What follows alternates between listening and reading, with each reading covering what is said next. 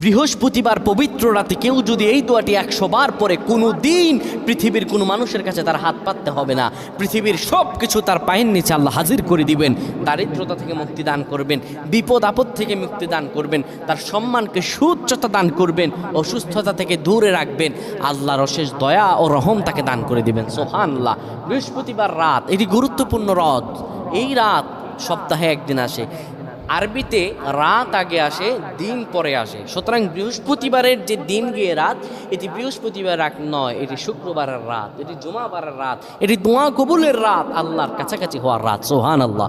এই বৃহস্পতিবার রাত আল্লাহ তাআলা বান্দার দোয়া কবুল করেন।